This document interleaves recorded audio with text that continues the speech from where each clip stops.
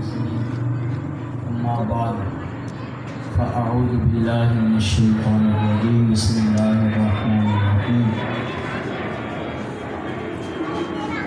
قال رسول الله صلى الله عليه وآله وسلم من صلى علي واحدة كتب الله له قيراطا۔ اللہ کے رسول صلی اللہ تعالی علیہ وآلہ وسلم نے ارشاد فرمایا، جس نے مجھ پر ایک مرتبہ درود پاک پڑھا، یا یوں کہیے مفہوم حدیث ہے کہ جو مجھ پر ایک مرتبہ درود پاک پڑھے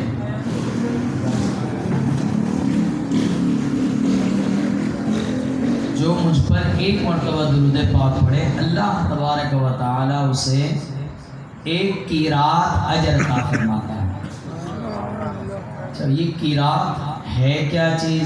اس کی وضاحت آقا علیہ السلام نے اگلے جملے میں ارشاد فرمایا والقیراط مثل احد۔ قیراط جو ہے یہ احد پہاڑ جتنا ہے۔ قیراط کی مثال جو ہے وہ احد پہاڑ جیسی ہے۔ جو عاشقان رسول یہاں تشریف فرمائے ہم میں سے اگر کوئی گئے ہیں، مدینہ طیبہ حاضری دی ہے اور احد پہاڑ اگر دیکھا ہے، بہت وسیع و عریض پہاڑ ہے، اور نہ صرف یہ اس کی مثال حدیث پاک میں جو دی گئی ہے بلکہ یہ عاشق رسول پہاڑ ہے۔ پیارے آقا صلی اللہ علیہ وآلہ وسلم نے ارشاد فرمایا کہ یہ ہم سے پیار کرتا ہے، ہم اس سے پیار کرتے ہیں۔ یہ عاشق رسول پہاڑ ہے۔ مفہوم حدیث ہے، خلاصہ حدیث پاک کا کہ ایک مرتبہ پیارے آقا صلی اللہ علیہ وآلہ وسلم جب اس پہاڑ پر تشریف لے کر گئے تو آپ کے ساتھ سیدنا ابو بکر صدیق رضی اللہ تعالی عنہ، حضرت سیدنا عمر فاروق اعظم رضی اللہ تعالی عنہ اور حضرت سیدنا عثمان غنی رضی اللہ تعالی عنہ، یہ تینوں اصحاب کرام نبی پاک کے ساتھ تھے۔ تو یہ پہاڑ اچانک جو ہے نا زلزلہ آیا اور پہاڑ ہلنے لگا۔ یوں سمجھیں کہ عاشقوں کی زبان میں کہ پہاڑ جھومنے لگا۔ سرکار کی آمد ہوئی پہاڑ پر، عاشقوں کی زبان میں یوں کہیے کہ پہاڑ جھومنے لگا۔ تو آقا علیہ السلام نے اپنی مبارک ایڑیاں اس پہاڑ پر جب لگائیں تو آپ صلی اللہ علیہ وسلم نے فرمایا، پہاڑ کہ تجھ پر ایک نبی، ایک صدیق اور 2 شہید موجود ہیں۔ سبحان اللہ۔ اور ہم یہاں اس حدیث پاک پر غور کریں کہ یہ جو آپ کا فرمان ہے کہ ایک نبی، بات واضح ہے کہ نبی علیہ السلام، اور پھر یہ فرمان ہے کہ ایک صدیق، یہ بھی واضح ہے سیدنا صدیق اکبر رضی اللہ تعالیٰ۔ لیکن کسی کی موت کے بارے میں مجھے کیا پتا آپ کے بارے میں، اور یا آپ کو میرے بارے میں کیا پتا؟ لیکن پیارے آقا علیہ السلام نے فرمایا تجھ پر 2 شہید موجود ہیں، 2 شہید موجود ہیں۔ حالانکہ شہادت ملنی آگے سامنے والے کو، کسی کو کیا پتا، لیکن آقا علیہ السلام نے فرمایا تجھ پر 2 شہید موجود ہیں۔ اور وہ 2 شہید کون ہیں؟ تاریخ نے دیکھا، تاریخ اسلام میں بات موجود ہے کہ حضرت عمر رضی اللہ تعالیٰ عنہ اور سیدنا عثمان غنی رضی اللہ تعالیٰ عنہ دونوں کو مقام شہادت عطا فرمایا گیا۔ ماشاءاللہ۔ تو یہاں میں ضمناً یہ بات کر رہا تھا کہ احد پہاڑ جنہوں نے زیارت کی، کس نے کی؟ آپ نے سے زیارت کی کسی نے؟ احد پہاڑ کوئی ہے یہاں بیٹھا ہوا؟ احد پہاڑ ماشاءاللہ جنہوں نے کی ان سے پوچھے ذرا، وہ پہاڑ بھی یہ سب رونق پہاڑ ہے، اس کی اپنی ایک رونق ہے۔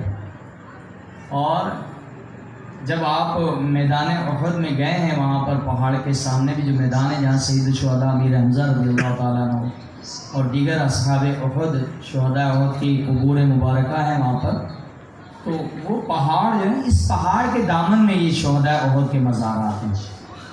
تو یہ سامنے پہاڑ نظر آتا ہے۔ اچھا، جو ہم جب جاتے ہیں زیارت کرتے ہیں تو ایک پہاڑ جو نظر آتا ہے، یہ تو بظاہر ہمیں ایک بہت بڑا پہاڑ نظر آ رہا ہے، یہ تو سامنے ہے، لیکن یہ پہاڑ صرف اتنا ہی نہیں ہے، بلکہ اس پہاڑ کا سلسلہ بہت وسیع و عریض ہے، کئی کلومیٹر پر جو ہے یہ محیط ہے، بہت بڑا پہاڑ ہے۔ میں اتنی وضاحت میں نے اس لیے کی آپ کے سامنے کہ دیکھیں کہ اس قدر اتنا وسیع و عریض پہاڑ ہے، اتنا بڑا پہاڑ ہے، لیکن قربان جائیے اللہ تبارک و تعالیٰ کی رحمت کے کہ جو ایک مرتبہ اس کے حبیب علیہ السلام پر درود پڑھے تو اللہ کے حبیب فرماتے ہیں کہ اللہ تعالیٰ اسے احد پہاڑ جیسی نیکی عطا فرماتا ہے، احد پہاڑ جیسی۔ یعنی اگر ہم چند سیکنڈ میں اگر ہم مختصر سے درود پاک بھی پڑھیں صلی اللہ علیہ وسلم الصلاۃ والسلام علیک یا رسول اللہ، مختصر سے کوئی بھی درود پاک پڑھیں، چند سیکنڈ لگتے ہیں، چند ساعتیں لگتی ہیں، لیکن قربان جائے کہ اتنی بظاہر چھوٹی سی نیکی بظاہر، لیکن اس کا اجر دیکھیں کہ احد پہاڑ جیسی نیکی عطا کی جا رہی ہے۔ آئیے مل کر پیارے آقا صلی اللہ علیہ وآلہ وسلم پر درود و سلام کا نذرانہ پیش کرتے ہیں، آنکھیں بند کر کے چند سیکنڈ کے لیے گنبد خضرا کا تصور باندھ کر درود و سلام میں شامل ہو جائیں۔ پڑھیے الصلاۃ والسلام علیک یا رسول اللہ، الصلاۃ والسلام علیک یا حبیب اللہ، الصلاۃ والسلام علیک یا نبی اللہ وعلی آلک واصحابک یا خاتم النبیین۔ تو زندہ ہے واللہ، تو زندہ ہے واللہ، میرے چشم عالم سے، میرے چشم عالم سے، آواز سے بولے میری چشم عالم سے۔ آپ دیکھیں کہ اللہ کا کرم ہے کہ اس قدر حالات پیدا کیے گئے۔ چند سالوں پہلے نشتر پارک میں اتنا بڑا سانحہ ہوا، وہاں پر کئی شہادتیں ہوئیں، پھر اس کے بعد حویلیاں کا واقعہ، اور اب اس مرتبہ اتنا بڑا سانحہ ہو گیا کہ 100 سے زیادہ شہادتیں ہو گئیں، 100 سے زیادہ، جس میں علماء کرام بھی شامل ہیں اور عاشقان رسول بھی شامل ہیں۔ لیکن یہ نبی علیہ السلام کا ذکر خیر ایسا ہے کہ باوجود رکاوٹیں ڈالنے کے یہ رکنے والا نہیں ہے، اور یہ آج سے نہیں ہے ایسا سلسلہ، یاد رکھیے۔ مجھے اصل میں تکلیف بہت زیادہ ہے اس واقعے کی، دکھ بہت ہے کہ اتنا بڑا سانحہ ہو گیا، 100 سے زیادہ شہادتیں ہوں گی، 100 سے زیادہ، اور بالکل جوں تک نہیں رہیں گی۔ آپ دیکھو بالکل سناٹا، خاموشی، کوئی سرکاری لیول پر کوئی ہوتا ہے باقاعدہ کوئی اس کا اظہار افسوس یا اس کا کوئی ازالہ یا کوئی کچھ ایسا نظر نہیں آتا، اور یہ اس بات کی علامت ہے کہ جو درود و سلام والے ہیں وہ بڑے پرامن ہیں۔ کیا ہے؟ پرامن، پرامن، عاشقان رسول پرامن ہیں۔ غازی ملت، غازی اسلام حضرت قبلہ ممتاز شہید قادری رحمۃ اللہ علیہ کے جنازے میں جب حاضری کی سعادت نصیب ہوئی تھی تو وہاں لاکھوں نہیں کروڑوں کا مجمع تھا، کروڑوں، جی ہاں، تقریباً کوئی 60 لاکھ کے قریب، کروڑ کے قریب کوئی تعداد تھی، میکسیمم کوئی کروڑ کے قریب تعداد تھی۔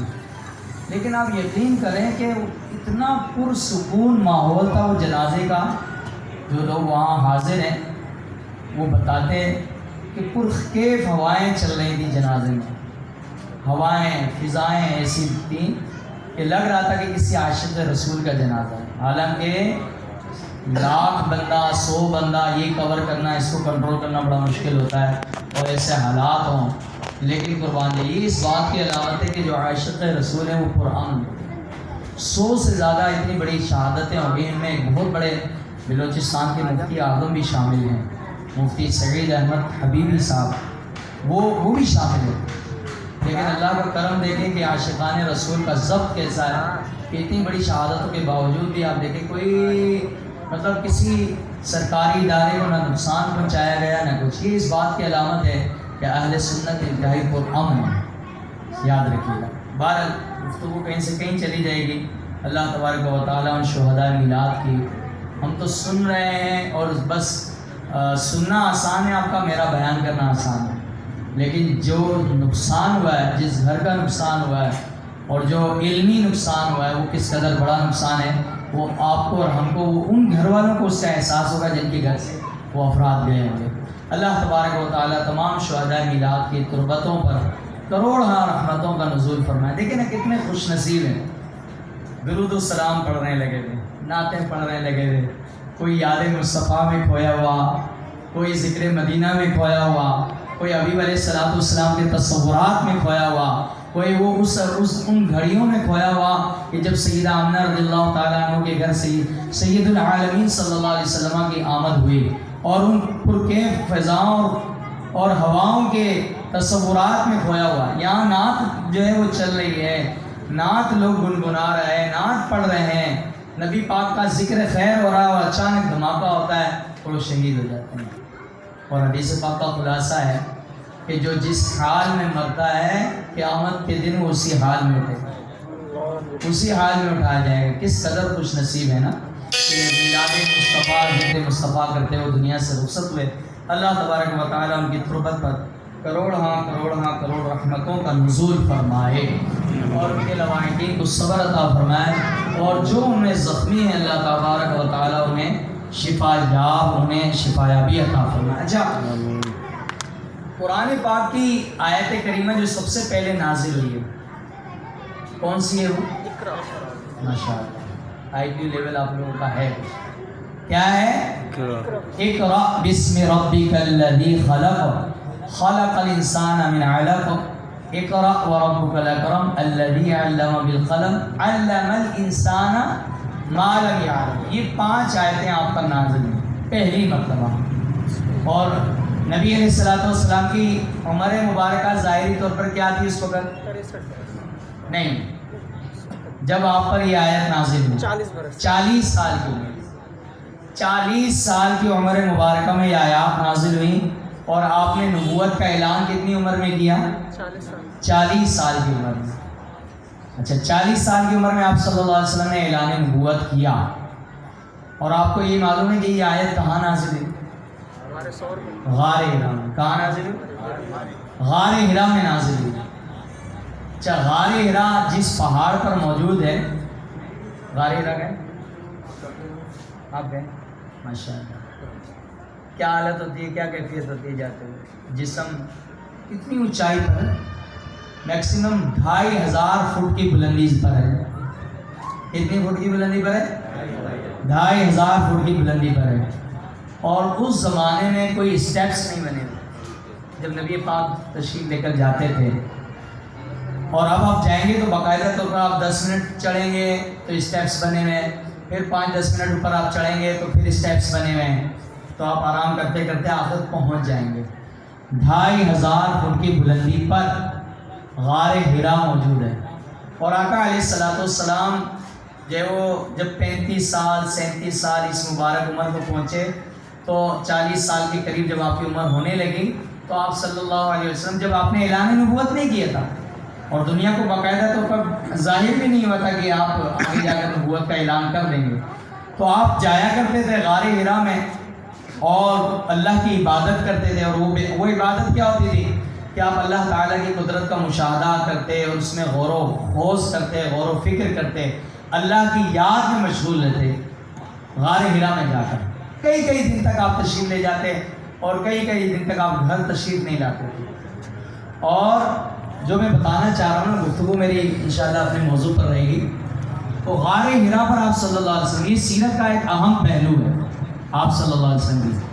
تو آپ صلی اللہ علیہ وسلم جب غار ہرا پر تشریف لے جاتے, اگر مجھے کوئی اسلامی بہنیں سن رہی ہیں نا گھروں پر, خواتین, تو ذرا غور کریے کہ 2500 فٹ کی بلندی پر آقا علیہ الصلوۃ والسلام تشریف لے کر جایا کرتے تھے, اور اعلان نبوت ابھی آپ نے نہیں کیا تھا.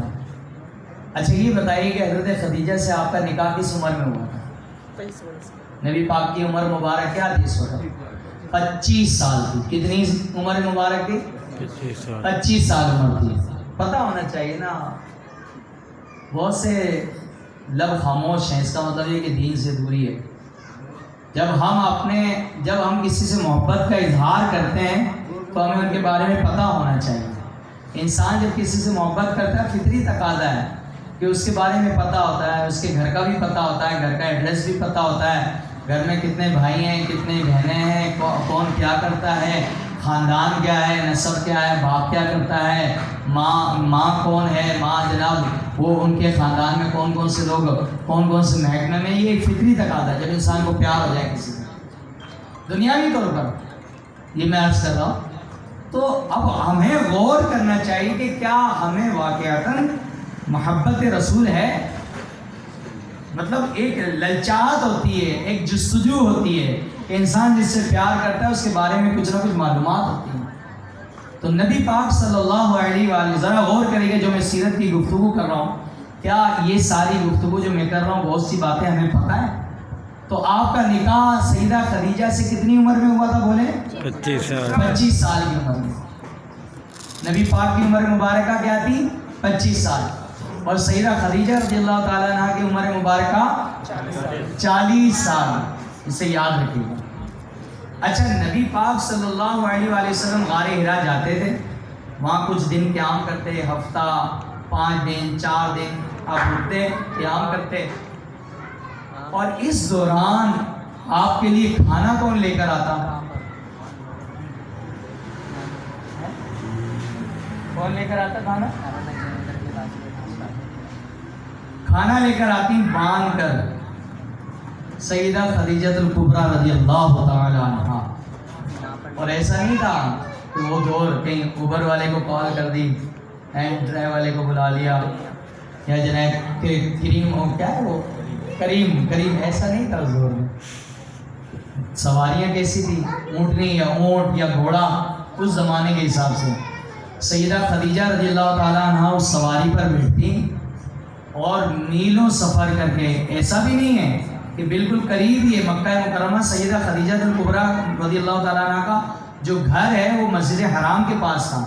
جو گئے مکہ مکرمہ حاضری دی ہے انہیں پتہ ہوگا کہ جب صفا کی طرف سے جب ہم داخل ہوتے ہیں تو صفا پہاڑی کی طرف ایک حصہ ہے، وہاں پر حضرت خدیجہ رضی اللہ تعالیٰ عنہ کا گھر مبارک تھا وہ، اور غار حرا کتنا دور ہے کہ یوں سمجھیے کہ یہاں سے لے کر آپ جو ہے نا کارساز تک سمجھ لیں، ایسے بھی دور۔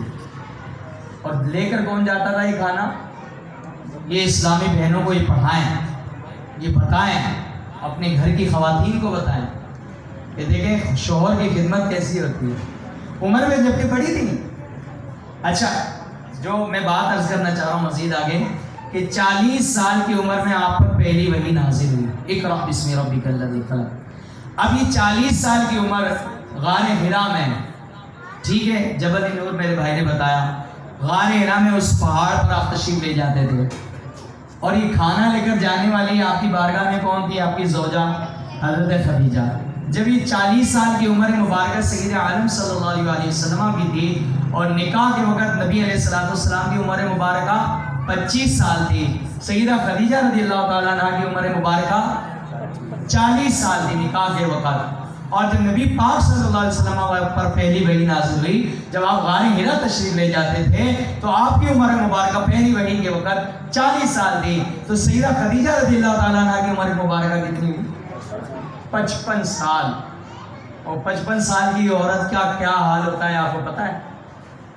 اس کی باڈی، اس کے جسم کا حال، درد ہونا جسم میں۔ ابھی یہ سلیم بھائی محبت کر کے مجھے بلا لیا، جسم ہمارا سیدھی بات ہے، شوگر کی باڈی ہے ہماری اس عمر میں، تو بس دعا کرے کہ اللہ پاک عافیت دے۔ بڑی ہمت کر کے اٹھنا پڑتا ہے، جن کو یہ مرض ہے ان کو پتہ ہے، بڑا ہمت کرنا پڑتا ہے، اپنے آپ کو حوصلہ دینا پڑتا ہے۔ یہ میں لیٹا ہوا تھا، یہ بیچارے، میں نے کہا یار میں آ نہیں پاؤں گا، لیکن ان کا نہیں آپ آئیں، محبتوں کو قائم رکھے۔ بہرحال تو نبی علیہ السلام کی عمر مبارک اس وقت کتنی تھی؟ 40 سال۔ تو سیدہ خدیجہ رضی اللہ تعالیٰ عنہ کی 55 سال عمر تھی، اور 55 سال کی عمر میں اپنے سرتاج کی اس طرح خدمت کرتی تھی کہ کھانا باندھا۔ اصل میں ہم اپنی بہنوں اور بیٹیوں کو، اپنے گھر والوں کو، اپنی اسلامی بہنوں کو ہم یہ سیرت پڑھاتے نہیں ہیں، ازواج مطہرات کی سیرت پڑھائیں، آج ہم جو ہے نا ایک دوسرے کے حقوق کی پامالی کی بات کرتے ہیں، کہتے ہیں جناب ہر جگہ خاندان میں یہ مسائل ہیں کہ میرے گھر والے میرا خیال نہیں کرتے، میری بیوی خیال نہیں کرتی، بیوی کو دیکھو تو کہتے ہیں شوہر نہیں خیال کرتا، یہ سارے ایک دوسرے کے معاملات ہیں۔ اگر سیرت طیبہ کے مطابق اگر ہم اپنی خواتین کی جو ہے تعلیم کریں، ان کی تربیت کریں، دیکھیں نا کتنا پیارا اہم پہلو ہے۔ حضرت خدیجہ رضی اللہ تعالیٰ عنہ باوجود یہ کہ 55 سال کی عمر ہے، لیکن اتنا لمبا سفر کر کے اپنے حبیب علیہ السلام اپنے شوہر نبی پاک صلی اللہ علیہ وآلہ وسلم کے لیے کھانا لے کر جاتی تھی غار حرا میں۔ اچھا یہ غار حرا میں یہ واقعہ ہوا، پوری کائنات میں نور چمکا کہاں سے؟ علم کا نور کہاں سے چمکا؟ غار حرا سے۔ پہلی وحی نازل ہوئی نا وہاں، پہلی وحی جب وہاں نازل ہوئی تو اس کا مطلب یہ کہ پورے عالم میں اللہ تبارک و تعالیٰ کا نور جو چمکا وہ غار حرا سے چمکا۔ اچھا غار حرا میں جب آپ صلی اللہ علیہ وسلم پر پہلی وحی نازل ہوئی، اس کے بعد ایک موقع ایسا آیا وحی کے بعد جسے کہتے ہیں زمانہ فطرت وحی۔ یہ کیا ہے؟ یہ وہ دور ہے کہ جب نبی پاک پر وحی آنا بند ہو گئی، وحی آنا رک گئی۔ علماء فرماتے ہیں، بعض علماء فرماتے ہیں کہ 15 دن تک آپ پر وحی نازل نہیں ہوئی، بعض کہتے ہیں کہ 10 دن تھے، اور بعض کے نزدیک 40 دن تھے کہ آپ پر وحی نازل نہیں ہوئی۔ اب جب یہ وحی نہیں آئی نا آپ پر، میں اپنے موضوع پر ہی، جب وحی آپ صلی اللہ علیہ وسلم پر اس دوران نہیں آئی تو کفار نے آپ کے خلاف بکواسات شروع کر دی، آپ کے خلاف سازشیں شروع کر دی۔ کسی نے کہا جناب معاذ اللہ محمد سے اس کا رب ناراض ہو گیا، معاذ اللہ، اس کا بے ادب والے کلمات، بے ادبی والے کلمات۔ کسی نے کہا جناب وہ معاذ اللہ محمد کا رب جو ہے اسے بھول گیا صلی اللہ علیہ وسلم، معاذ اللہ۔ اور اس سے آگے بڑھ کر بھی کچھ لوگوں نے بکواسات کی، یعنی ایک گراؤنڈ جو ہے وہ کریٹ کیا گیا، ایک گراؤنڈ بنایا گیا کس چیز کا؟ بے ادبی کا، گستاخی رسول کا۔ اور یہ بنانے والے کون تھے؟ کفار مکہ تھے۔ ایک گراؤنڈ بنایا گیا، گستاخی رسول کا ماحول بنایا گیا۔ اب جب اتنے دن تک وحی نازل نہیں ہوئی نا، اور نبی پاک صلی اللہ علیہ وآلہ وسلم کی بارگاہ میں جب آپ تک یہ بات پہنچی اور یہ پروپیگنڈا پہنچا کہ لوگ اس طرح کی باتیں کر رہے ہیں اور میرے خلاف اس طرح کی سازشیں ہو رہی ہیں اور لوگ اس طرح کی غلط باتیں کر رہے ہیں میرے بارے میں، تو آپ صلی اللہ علیہ وآلہ وسلم کو اس سے تکلیف پہنچی۔ کیا پہنچی؟ تکلیف پہنچی۔ اب یہ جو تکلیف پہنچی نا، اس کا اثر کیا ہوا؟ یہ کیسے ہو سکتا ہے کہ محبوب کو تکلیف پہنچے اور رب تبارک و تعالیٰ اپنے محبوب کی تکلیف پر قدرت خاموش رہے؟ یہ کیسے ممکن ہے؟ جب ایسا ہوا نا، اتنے دنوں تک وحی نہیں آئی اور آپ کے خلاف اس طرح کی باتیں کی گئی معاذ اللہ آپ کی شان میں، تو پھر جب آپ کو تکلیف ہوئی، قربان جائیے رب تبارک و تعالیٰ کی شان کریمی کیا ہے کہ آپ صلی اللہ علیہ وآلہ وسلم سے اللہ پاک کس قدر محبت فرماتا ہے کہ اللہ تبارک و تعالیٰ نے اس ماحول کے مطابق پوری سورہ والضحیٰ نازل فرمایا والضحیٰ واللیل اذا سجی، قسم ہے چاش کے وقت کی اور قسم ہے رات کی کہ جب وہ اسے ڈھانپ لے، واللیل اذا سجی ما ودعک ربک وما قلی۔ اے حبیب، اگر میں لفظی ترجمہ کروں تو اس کا مطلب بنے گا کہ تجھے تیرے رب نے نہ بھولا ہے نہ تیرا رب تجھ سے ناراض ہے۔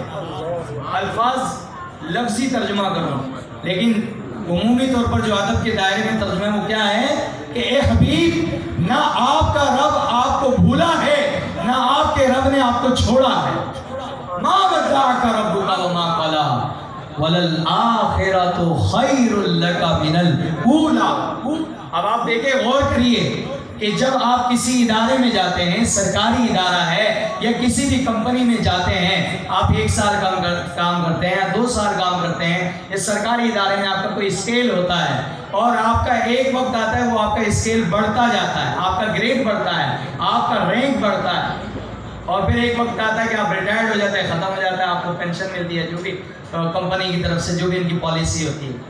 لیکن قربان جائیے، میرے آقا علیہ الصلوۃ والسلام کے گریڈ کے بارے میں بات ہو رہی ہے، آپ کے رینک کے، آپ کے مقام اور منصب کے بارے میں بات ہو رہی ہے. یہ میں نے اس لیے مثال دی دنیا کی تاکہ بات عقل میں آ جائے. وَلَلْآخِرَةُ خَيْرٌ لَكَ مِنَ الْأُولَىٰ. اے حبیب، ہر آنے والی گھڑی، ہر آنے والی گھڑی، چاہے وہ صحابہ کا دور ہو، صحابہ کے بعد تابعین کا دور ہو، تابعین کا دور ہو، صالحین کا دور ہو، یا امام احمد رضا کا دور ہو، یا امام احمد رضا کے بعد ان کے چاہنے والوں کا دور ہو، ہر دور، ہر آنے والا دور، ہر آنے والا کل، ہر آنے والا دن جو وہ پہلے والی مقام، پہلے والے دن سے افضل ہے. آپ کے لیے پہلے والی ساعت سے اگلی ساعت بہتر ہے. وَلَلْآخِرَةُ خَيْرٌ لَكَ مِنَ الْأُولَىٰ. ہر آنے والی ساعت حبیب آپ کے لیے پہلے سے بہتر ہے. اچھا، یہ آیت کب نازل ہوئی بتائیے؟ کون سے ماحول میں نازل ہوئی؟ کون سے ماحول میں نازل ہوئی؟ جب آپ کو تکلیف دی جا رہی اور اللہ تعالیٰ نے آپ کی طبیعت کو یوں سمجھی کہ اللہ تبارک و تعالیٰ نے اس اذیت و تکلیف کو دور کرنے کے لیے اللہ تعالیٰ نے آپ کی شان میں آیت نازل فرما دی. فرمایا وَلَلْآخِرَةُ خَيْرٌ لَكَ مِنَ الْأُولَىٰ. ہر آنے والی ساعت، ہر آنے والی گھڑی آپ کے لیے پہلی گھڑی سے افضل ہے، پہلی گھڑی سے بہتر ہے. وَلَلْآخِرَةُ خَيْرٌ لَكَ مِنَ الْأُولَىٰ. آگے کیا فرمایا؟ فرمایا وَلَسَوْفَ يُعْطِيكَ رَبُّكَ فَتَرْضَىٰ. یہاں تو لوگ آپ کی شان میں گستاخی کر رہے ہیں، بے ادبی کر رہے ہیں. حبیب، ہم نے تو آپ کو وہ مقام عطا کیا ہے. وَلَسَوْفَ يُعْطِيكَ رَبُّكَ فَتَرْضَىٰ.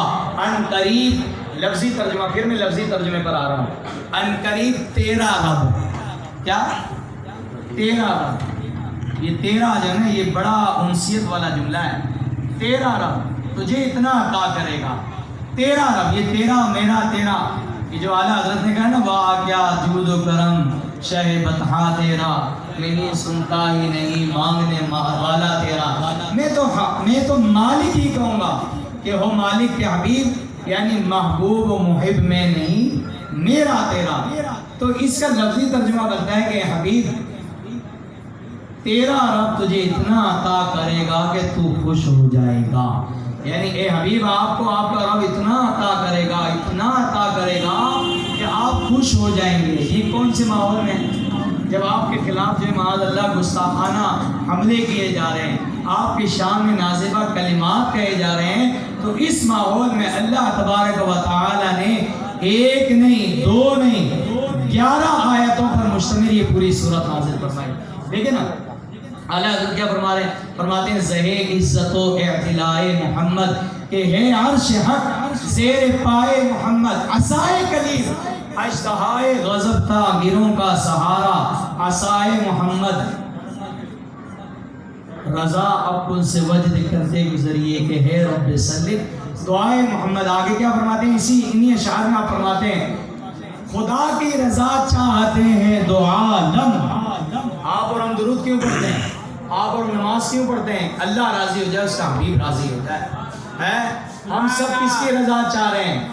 اس کے حبیب صلی اللہ علیہ وسلم کی رضا چاہ رہے ہیں. سارے جتنے بھی کائنات کے لوگ ہیں، مخلوقات ہیں، وہ حبیب علیہ الصلوۃ والسلام کی جو رضا، اللہ تعالیٰ کی رضا چاہ رہے ہیں. سب لوگ اللہ کی رضا چاہ رہے ہیں، لیکن خدا کی رضا چاہتے ہیں دو عالم. دنیا و آخرت میں سب کے سب لوگ اللہ کی رضا چاہ رہے ہیں. خدا کی رضا چاہتے ہیں دو عالم. خدا چاہتا ہے رضا محمد. تو کیا فرمایا؟ وَلَسَوْفَ يُعْطِيكَ رَبُّكَ فَتَرْضَىٰ. اور ان قریب آپ کا رب آپ کو اتنا عطا کرے گا کہ آپ راضی ہو جائیں گے. اب دیکھیں، یہ اس بات کا مطلب یہ ہے کہ جب ایسا ماحول ہو کہ جب نبی پاک صلی اللہ علیہ وآلہ وسلم کی سنتوں سے دور کیا جائے، یا آپ کی شان میں گستاخی کی جائے، یا ایسا ماحول بنایا جائے معاذ اللہ آپ کی شان کے خلاف، تو یہ سنت الہی ہے کہ اللہ تعالیٰ کے حبیب کا ذکر مزید بلند کیا جائے، مزید زیادہ کیا جائے. دیکھیں نا، یہاں پر بھی تو ایسا ہی ہوا کہ نبی پاک کے خلاف جب بکواسات کی گئی، آپ کی شان میں نازبہ کلمات کہے گئے، تو اللہ تبارک و تعالیٰ نے کیا کیا کہ آپ کی شان میں آیات نازل کی. اس کا مطلب یہ ہے کہ جب ایسا ماحول ہو، اور یہ اس وقت آپ دیکھنے کے ماحول ہے پورے عالم میں، ایک جو ہے وہ گراؤنڈ بنایا جا رہا ہے کہ گلی گلی میں معاذ اللہ گستاخیاں عام کرنے کی ایک ان کی ناپاک سازش ہے، کفار کا ایک منصوبہ ہے معاذ اللہ. کبھی وہ ختم نبوت کے نام پر کوئی جھوٹا نبی لے آتے ہیں، کبھی جناب وہ گستاخی رسول کرتے ہیں، کبھی جناب وہ قرآن پاک کی گستاخی. قرآن پاک کی گستاخی میں تو رسول اللہ کی گستاخی ہے، کیونکہ صاحب قرآن کے قرآن جو ہے وہ اللہ کا کلام ہے اور وہ کتاب نبی پاک پر نازل ہوئی ہے. تو قرآن پاک کی گستاخی یہ صاحب قرآن کی گستاخی ہے. جب ایسا ماحول ہو تو سنت الہی ہے کہ اللہ کے حبیب علیہ الصلوۃ والسلام کا ذکر پہلے سے زیادہ نہ کہ یہ ایسا ماحول بنایا جائے کہ جناب میلاد کیوں کرتے ہو، رسول اللہ کی ولادت کا دن کیوں منا رہے ہو.